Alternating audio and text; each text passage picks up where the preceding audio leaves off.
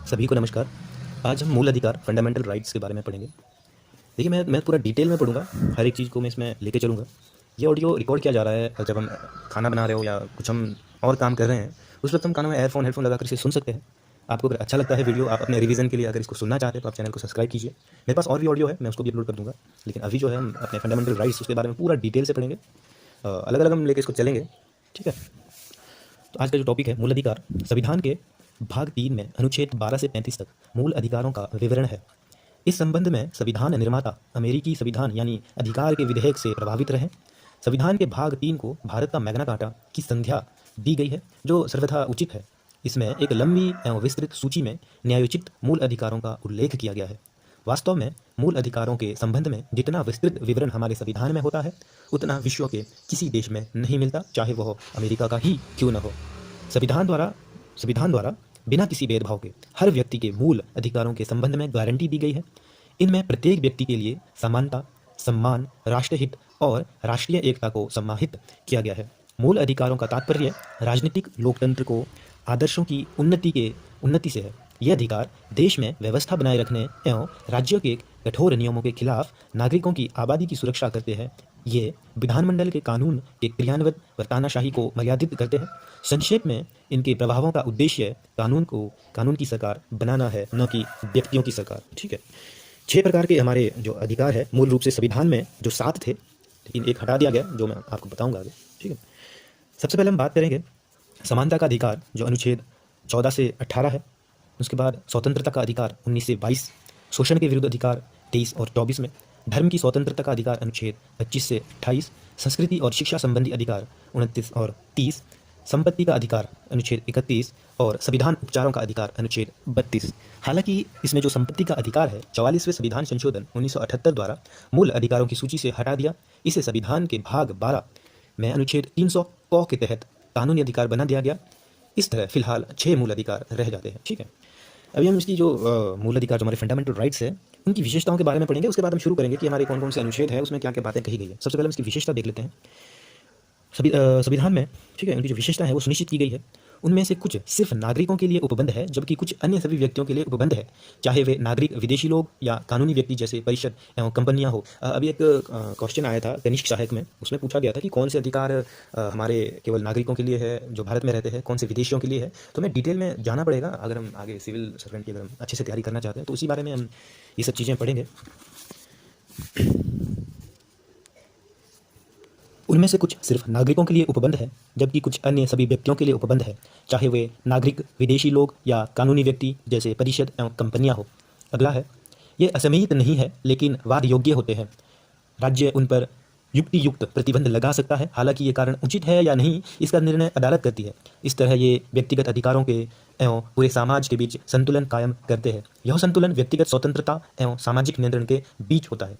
ये सभी सरकार के एक पक्षीय निर्णय के विरुद्ध उपलब्ध है, हालांकि उनमें से कुछ निजी व्यक्तियों के खिलाफ भी उपलब्ध है। आगे हम शुरू करते हैं फंडामेंटल राइट्स। हम पूरा डिटेल से जानना चाहेंगे तो हम सबसे पहले अनुच्छेद 12 देखेंगे, जिसमें राज्य की जो परिभाषा कही गई है। देखते हैं, मूल अधिकारों से संबंधित विभिन्न उपबंधों में राज्य शब्द का प्रयोग किया गया है। इस तरह इसे अनुच्छेद 12 में भाग 3 के उद्देश्य के तहत परिभाषित किया गया है। इसके अनुसार राज्य में निम्नलिखित शामिल है। वो क्या है निम्नलिखित? इसका जो पहला पॉइंट है, कार्यकारी एवं विधायी अंगों को संघीय सरकार में क्रियान्वित करने वाली सरकार और भारत की जो संसद, इसका पहला पॉइंट है। राज्य सरकार के विधायी अंगों को प्रभावी करने वाली सरकार और राज्य विधानमंडल, सभी स्थानीय निकाय अर्थात नगरपालिकाएं, पंचायत, जिला बोर्ड, सुधार न्याय आदि, ये सब इसमें आते हैं। उच्चतम न्यायालय के अनुसार कोई भी निजी इकाई या एजेंसी जो बतौर राज्य की संस्था काम कर रही हो, अनुच्छेद 12 के तहत राज्य के अर्थ में आती है, मतलब राज्य के कंट्रोल में आती है। राज्य की परिभाषा अनुच्छेद 12 में, ठीक है, हमें याद रखना ये चीज़। अनुच्छेद जो 13 है वो मूल अधिकारों का असंगत विधियां है। इसमें कहा गया है कि अनुच्छेद 13 घोषित करता है कि मूल अधिकारों से असंगत या उनका अल्पीकरण करने वाली विधियां शून्य होती है। दूसरे शब्दों में ये न्यायिक समीक्षा योग्य है। यह शक्ति उच्चतम न्यायालय अनुच्छेद 32 और उच्च न्यायालय 226 को प्राप्त है, जो किसी विधि या मूल अधिकारों का उल्लंघन होने के आधार पर गैर संवैधानिक या अवैध घोषित किया जा सकता है, ठीक है। देखिए, अनुच्छेद 12 और 13 इतना ज़रूरी नहीं है, लेकिन हमें पता होना चाहिए कि आखिर क्या है। अभी हम जो पढ़ेंगे वो है समानता का अधिकार, अनुच्छेद 14 से 18। इसमें क्या क्या बातें, देखिए एक एक पॉइंट को आप ध्यान से सुनिएगा। अगर समझ में ना आए तो आप दोबारा से शुरू कर सकते हैं वीडियो। मैं कोशिश करूँगा पूरा समझाने की आपको। जब आप फ्री रहते हैं, खाना बना रहे हैं, कुछ और चीज़ें कर रहे हैं, उसमें कान में हेडफोन लगा के अगर आप सुनेंगे तो आपका रिवीजन आसानी से हो जाएगा और सुनी हुई बातें आसानी से याद हो जाती है। ठीक है। विधि के समक्ष समानता और विधियों के समान संरक्षण अनुच्छेद 14 में कहा गया है कि राज्य भारत के, ठीक है, राज्य भारत के राज्य क्षेत्र के किसी व्यक्ति को विधि के समक्ष समानता से या विधियों के समान संरक्षण से वंचित नहीं करेगा। प्रत्येक व्यक्ति, चाहे वो नागरिक हो या विदेशी, सब पर यह अधिकार लागू होता है। ठीक है, मतलब यह भारत का हो या चाहे बाहर का हो, समानता अधिकार सबके लिए है, लेकिन कौन सा अलग अलग है वो भी मैं आपको बताऊंगा। इसके अतिरिक्त व्यक्ति शब्द में विधिक व्यक्ति अर्थात संवैधानिक निकाय, कंपनियां, पंजीकृत समितियां या किसी भी अन्य तरह का विधिक व्यक्ति सम्मिलित है। विधि के समक्ष समानता या विचार ब्रिटिश मूल का है, जबकि विधियों के समान संरक्षण को अमेरिका के संविधान से लिया गया है। देखिए, 2 पॉइंट है इसमें जो मैं हमारे कॉम्पिटिटिव एग्जाम के लिए हमें याद रखने हैं। एक पॉइंट आता है विधि के समक्ष समानता, वो ये जो वर्ड है, ये जो मीनिंग है, ये लिया गया है हमारे ब्रिटिश, ठीक है, ब्रिटेन से लिया गया है, ब्रिटिश मूल का ये शब्द है। जबकि विधियों के समान संरक्षण, देखिए जहाँ संरक्षण आता है वो अमेरिका के संविधान से लिया गया है, संरक्षण, विधियों के समान संरक्षण अमेरिका के संविधान से, जबकि विधि के समक्ष समानता ये ब्रिटेन के मूल संविधान से लिया गया है। इसमें भी जो इसका अ पार्ट है, किसी व्यक्ति के पक्ष में विशेष अधिकारों की उपस्थिति, साधारण विधि या असाधारण विधि न्यायालय के तहत मतलब सभी व्यक्ति के लिए समान व्यवहार किया जाएगा। कोई व्यक्ति अमीर, गरीब, ऊंचा, नीचा, अधिकारी, गैर अधिकारी विधि के ऊपर नहीं हो सकता। ठीक है, ये चीज़ें आपको याद रखनी है। समान विधि के अंतर्गत सभी व्यक्तियों के लिए समान नियम है और बिना भेदभाव के समान के साथ समान व्यवहार होना चाहिए। इस तरह पहला नकारात्मक संदर्भ है, जबकि दूसरा सकारात्मक।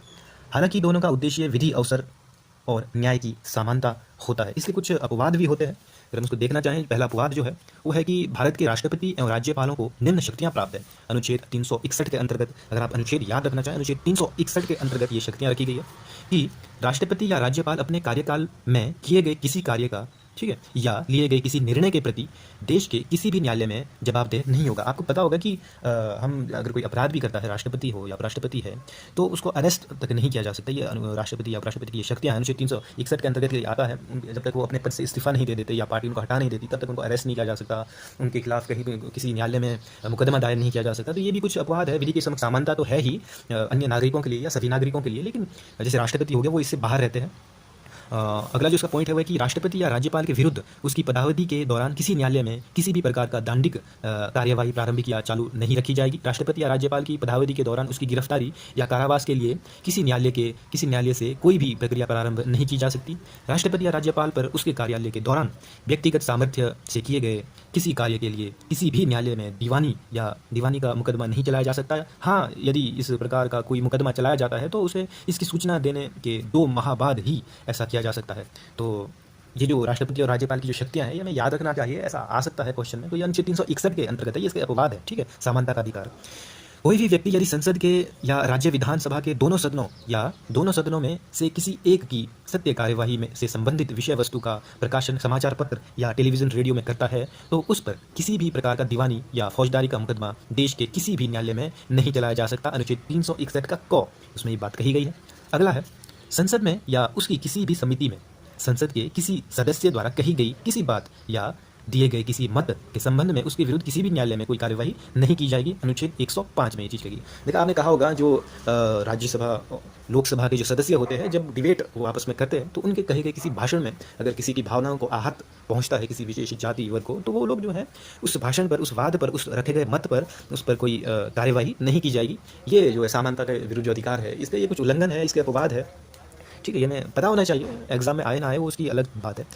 राज्य के विधानमंडल में या उसकी किसी समिति में विधानमंडल के किसी सदस्य द्वारा कही गई बात या दिए गए मत के संबंध में उसके विरुद्ध न्यायालय में कोई कार्रवाई नहीं की जाएगी। 194। अगला जो है, विदेशी संप्रभु यानी शासक, राजदूत या कूटनीतिक व्यक्ति दीवानी एवं फौजदारी मुकदमों से मुक्त होंगे। संयुक्त राष्ट्र संघ एवं उसकी एजेंसियों को भी कूटनीतिक मुक्ति प्राप्त है। अगला है जो अनुच्छेद 15 है हमारा, उसमें क्या किया गया है वो विस्तार से जानेंगे। अनुच्छेद 15 में यह व्यवस्था की गई है कि राज्य किसी नागरिक के प्रति केवल धर्म, मूल, वंश, जाति, लिंग या जन्म के स्थान को लेकर विभेद नहीं करेगा। इसमें 2 कठोर शब्दों की व्यवस्था है, विभेद और केवल विभेद। ठीक है, का अभिप्राय किसी के विरुद्ध विपरीत मामला या अन्य के प्रति उसके पक्ष में नहीं रहता है। यहाँ पे जो केवल शब्द है ना, उसका अभिप्राय है कि अन्य आधारों पर मतभेद किया जा सकता है। ठीक है, मतलब कहा जा रहा है कि केवल इन आधारों पर मतभेद नहीं किया जा सकता, लेकिन अन्य आधारों पर मतभेद किया जा सकता है। किन आधारों पर क्या नहीं किया जा सकता, वो है हमने जो पढ़ा, धर्म, मूल, वंश, जाति, लिंग, उसके जन्म के आधार पर मतभेद नहीं किया जा सकता। अनुच्छेद जो 15 है उसकी जो दूसरी व्यवस्था में कहा गया है कि कोई नागरिक केवल धर्म, मूल, वंश, जाति, लिंग, जन्म स्थान या इनमें से किसी के आधार पर दुकानों, सार्वजनिक भोजनालय, होटल, सार्वजनिक मनोरंजन के स्थान में प्रवेश या पूर्णतः या भागत राज्य निधि से पोषित, मतलब जो सरकार की जो आपकी योजनाएं होती है उससे जनता के प्रयोग के लिए सर्ववित कुओं, तालाबों, स्नान घाटों, दायित्वों, निर्बंधों या शर्त के अधीन नहीं होगा। यह प्रावधान राज्य एवं व्यक्ति दोनों के विरुद्ध विभेद का प्रतिषेध करता है, जबकि पहले प्रावधान में केवल राज्य के विरुद्ध ही प्रतिषेध का वर्णन होता है। अब हम पढ़ेंगे अनुच्छेद 15 में कौन कौन सी महत्वपूर्ण बातों को रखा गया है। राज्य को अनुमति होती है कि वह सामाजिक और शैक्षणिक रूप से पिछड़े वर्गों या अनुसूचित जाति और जनजाति के विकास के लिए कोई विशेष उपबंध करे। उदाहरण के लिए विधानसभा में सीटों का आरक्षण या सार्वजनिक शैक्षणिक संस्थान में शुल्क में छूट शामिल है। राज्यों को यह अधिकार है कि सामाजिक एवं शैक्षणिक रूप से पिछड़े या अनुसूचित जाति या जनजाति के लोगों के स्थान के लिए शैक्षणिक संस्थान में प्रवेश की छूट संबंधी कोई नियम बना सकता है। ये शैक्षणिक संस्थान राज्य के अनुदान प्राप्त निजी या अल्पसंख्यक किसी भी प्रकार के हो सकते हैं। सरकार को कमजोर वर्ग के नागरिकों की उन्नति के लिए विशेष प्रावधान बनाने का अधिकार है।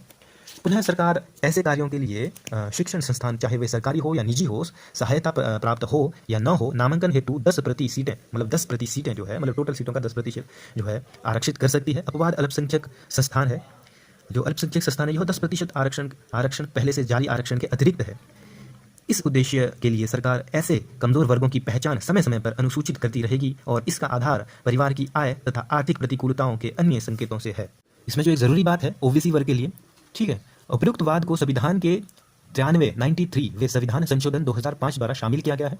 इस प्रावधान में क्रियान्वित के लिए केंद्र सरकार ने केंद्रीय शैक्षणिक संस्थान प्रवेश में आरक्षण, स्कूलों में प्रवेश के आरक्षण अधिनियम 2006 में पारित किया, जिसके अंतर्गत पिछड़े वर्ग के छात्रों के लिए सभी उच्च शैक्षणिक संस्थानों में 27% सीटें आरक्षित की गई है। इनमें IIT एवं IIM जैसे संस्थान भी शामिल है। अप्रैल 2008 में उच्चतम न्यायालय ने दोनों अधिनियमों की वैधता पर मुहर लगा दी, लेकिन न्यायालय ने केंद्र सरकार को यह आदेश दे दिया कि वह इसमें क्रीमी लेयर का सिद्धांत का जो है पालन करे। क्या होता है क्रीमी लेयर? देखिए, पिछड़े वर्ग के विभिन्न तबकों के छात्र क्रीमी लेयर श्रेणी में आते हैं, जिन्हें इस आरक्षण का लाभ नहीं मिलेगा। ये तबके हैं। संवैधानिक पद धारण करने वाले व्यक्ति, मतलब जो सरकारी सेवाओं में है, उनको आरक्षण नहीं मिलेगा।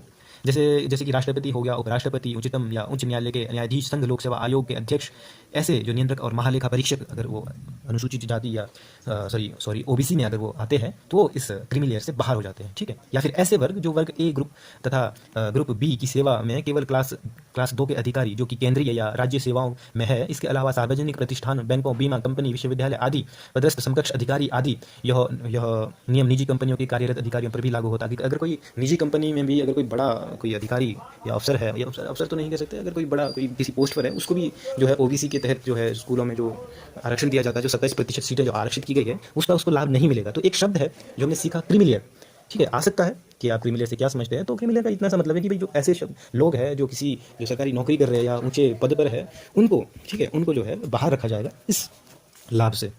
अगला है अनुच्छेद 15। अनुच्छेद 15 की हम बात कर चुके हैं। इसके बाद हम पढ़ेंगे लोक नियोजन के विषय में अवसर की समानता। अनुच्छेद 16 ये कहता है कि अनुच्छेद 16 में राज्य के अधीन किसी पद पर नियोजन या नियुक्ति से संबंधित विषयों में सभी नागरिकों के लिए अवसर की समानता होगी। किसी भी नागरिक के साथ भेदभाव नहीं किया जा सकता। केवल धर्म, जाति, वंश, लिंग, जन्म स्थान या निवास के स्थान के आधार पर राज्य के किसी भी रोजगार एवं कार्यालय के लिए अयोग्य नहीं ठहराया जाएगा। लोक नियोजन के विषय में अवसर की समानता नियम में 4 अपवाद है। ये 4 अपवाद कौन कौन से हैं देखिए। संसद किसी विशेष रोजगार के लिए निवास की शर्त आरोपित कर सकती है, जैसा कि सार्वजनिक रोजगार जिसमें निवास की जरूरत हो। अधिनियम 1957 कुछ वर्ष बाद 1974 में समाप्त हो गया। इस समय आंध्र प्रदेश और तेलंगाना के अतिरिक्त किसी अन्य राज्य में यह व्यवस्था नहीं है, ठीक है। राज्य नियुक्तियों के आरक्षण की व्यवस्था कर सकता है या किसी पद को पिछड़े वर्ग के पक्ष में बना सकता है जिसका कि किसी राज्य में समान प्रतिनिधित्व नहीं है। विधि के तहत किसी संस्था का या इसके कार्यकारी परिषद के सदस्य या किसी धार्मिक आधार पर व्यवस्था की जा सकती है। अगला है सरकार अधिकृत है कि वह आर्थिक रूप से कमजोर वर्गों के हितों की नियुक्ति अथवा पदों पर उनके लिए 10% आरक्षण का प्रावधान कर सकती है। यह 10% आरक्षण पहले से जारी आरक्षण के अतिरिक्त होगा। इसके उद्देश्य के लिए सरकार पारिवारिक आय तथा आर्थिक प्रतिकूलताओं के अन्य संकेतों के आधार पर समय समय पर आर्थिक रूप से कमजोर वर्गों को अनुसूचित करती रहेगी। इससे रिलेटेड जो मंडल आयोग जो बनाया गया था बड़ा इंपॉर्टेंट है, पूछा जाता है क्वेश्चन में कि वर्ष 1779 में मोरारजी 79 मतलब 1979 में मोरारजी देसाई सरकार ने द्वितीय पिछड़ा वर्ग आयोग का गठन संसद सदस्य बीपी मंडल की अध्यक्षता में अनुच्छेद 340 के तहत संविधान में पिछड़े वर्गों के लोगों के लिए शैक्षणिक और सामाजिक स्थिति की जांच करने हेतु, ठीक है, उन्नति के सुझाव के लिए, ठीक है, इसकी व्यवस्था की। आयोग ने अपनी रिपोर्ट जो है 1980 यानी एक साल बाद 1980 में प्रस्तुत की और 3743 जातियों की पहचान की जो सामाजिक और शैक्षणिक आधार पर पिछड़ी थी। जनसंख्या में उनका हिस्सा करीब 52% था, जिसमें अनुसूचित जाति और जनजाति शामिल नहीं है। आयोग ने अन्य पिछड़े वर्गों, यानी हम ओबीसी की बात कर रहे हैं, ठीक है, इसमें SC/ST की जातियाँ नहीं है। आयोग ने अन्य पिछड़े वर्गों के लिए सरकारी नौकरी में 27% आरक्षण की सिफारिश की। इस तरह संपूर्ण आरक्षण अनुसूचित जाति और जनजाति अन्य पिछड़े वर्गों का 50% हो गया। 10 वर्ष पश्चात 1990 में VP सिंह सरकार ने सरकारी सेवाओं में अन्य पिछड़े वर्ग लोगों के लिए 27% आरक्षण की घोषणा कर दी, ठीक है। दोबारा उसके बाद तो 1990 में VP सिंह जो सरकार थी उसने 27% आरक्षण की घोषणा की 1990 में, ठीक है। फिर दोबारा 1991 में नरसिम्हा राव की जो सरकार थी, सरकार ने 2 परिवर्तन प्रस्तुत किए। पहला परिवर्तन है कि 27% में पिछड़े वर्ग के जो गरीब लोगों को प्रमुखता जैसे आर्थिक आधार पर आरक्षण, और अगला जो इसका पॉइंट है वो 10% का अतिरिक्त आरक्षण आर्थिक रूप से अन्य पिछड़े वर्ग हेतु विशेष रूप से आर्थिक रूप से कमजोर के लिए भी व्यवस्था की। प्रतिमंडल केस 1952 के अनुच्छेद 16 का जो हिस्सा 4 हमने पढ़ा, हिस्सा 4 क्या कहता था कि सरकार अधिकृत करती है कि जो 10% से अलावा भी जो है आरक्षण की व्यवस्था की जाएगी। उसके पक्ष में 1992 में अनुच्छेद 16 के 4 में विस्तार एवं व्यवस्था पिछड़े वर्गों के पक्ष में जिस रोजगार आरक्षण की व्यवस्था की गई है उसका परीक्षण उच्चतम न्यायालय द्वारा किया गया। यद्यपि न्यायालय ने अन्य आर्थिक रूप से पिछड़े वर्ग के लिए 10% आरक्षण की व्यवस्था को अस्वीकार कर दिया, फिर भी अन्य पिछड़े वर्गों के लिए कुछ शर्तों के साथ 27% आरक्षण की संवैधानिक वैधता को बनाए रखा। अन्य पिछड़े वर्गों में क्रीमी लेयर, हमने पढ़ा था क्रीमी लेयर क्या होता है। क्रीमी लेयर की पहचान के लिए रामनंदन समिति का गठन किया गया, जिसने 1993 में अपनी रिपोर्ट प्रस्तुत की, जिसे अस्वीकार कर दिया गया। नौकरी में आरक्षण के लिए नागरिक के किसी वर्ग के पिछड़े वर्ग की सूची में शामिल नहीं होने योग्य होने के बावजूद शामिल तथा अन्य सूची से बाहर समाविष्ट होने संबंधी शिकायतों की जांच के लिए इसे अधिदेश प्राप्त था। बाद में 102 संविधान जो संशोधन 102 है 2018 के द्वारा आयोग को संवैधानिक दर्जा प्रदान कर इसके प्रकारों का भी विस्तार किया गया। इस उद्देश्य के लिए संशोधनों ने संविधान में एक नया अनुच्छेद 378 भी जोड़ा। इसमें एक इंपॉर्टेंट टर्म है बैकलॉग रिक्तियाँ। जो बैकलॉग रिक्तियों के संबंध में निर्णयों को 81वां संविधान संशोधन अधिनियम 2000 के तहत रद्द किया गया। इसमें अनुच्छेद 16 के एक व्यवस्था को जोड़ा। इससे राज्य ने रिक्त आरक्षित पदों को अनुवर्ती वर्ष या वर्षों में भरने के लिए शक्तिशाली बनाया। इस तरह के आरक्षित वर्ग को उस वर्ष के जिसमें भर्ती हुई साथ नहीं जोड़ा गया। आरक्षण की 50% की सीमा का पालन किया जा सके। संक्षेप में अगर कहा जाए तो इसे बैकलॉग रिक्तियों में आरक्षण की 50% सीमा को समाप्त कर दिया गया। 86वें संविधान संशोधन अधिनियम 1994 में जो तमिलनाडु है 76वें संविधान संशोधन अधिनियम 1994 में तमिलनाडु आरक्षण अधिनियम 1994 की जो 9वीं अनुसूची में न्यायिक समीक्षा के तहत 69% जो है आरक्षण को 50% के स्थान पर स्थापित कर दिया गया था। आरक्षण की बात करें तो जो सामाजिक रूप से जो कमजोर वर्ग है EWS के लिए भी आरक्षण का प्रावधान है। ये अगर हम इंपॉर्टेंट डेट याद रखें तो 103वें संविधान संशोधन 2019 103वें संविधान संशोधन 2019 द्वारा जोड़ा गया। इस प्रावधान को लागू करने के लिए केंद्र सरकार ने 2019 में भारत सरकार के असैन्य पद, सिविल पोस्ट तथा अन्य सेवाओं में आर्थिक रूप से कमजोर वर्गों के लिए 10% आरक्षण संबंधी आदेश जारी किए। इस आरक्षण का लाभ उन्हीं व्यक्तियों को मिलेगा जो पहले से जारी अनुसूचित जाति, अनुसूचित जनजाति तथा अन्य पिछड़ा वर्ग के लिए आरक्षण की व्यवस्था से वंचित नहीं है। इस विषय में आवश्यक अर्हता उल्लेख 15 में किया जा चुका है। तो मोटा बात यही है, जो EWS दिया गया है वो उन लोगों के लिए है जो अभी तक लाभ नहीं ले रहे थे SC और ST या OBC का, ठीक है। उन लोगों के लिए जो इन SC ST या OBC के आरक्षण से वंचित थे उनके लिए अलग से EWS 103वें संविधान संशोधन 2019 के तहत 10% का जो आरक्षण है उनको दिया गया है। अगला जो है अस्पृश्यता का अंत है अनुच्छेद 17 में। ये अनुच्छेद 17 कहता है कि अस्पृश्यता को समाप्त करने की व्यवस्था और किसी भी रूप में इसका आचरण निषिद्ध करता है। अस्पृश्यता में उपजी किसी नियोग्यता को लागू करना अपराध होगा।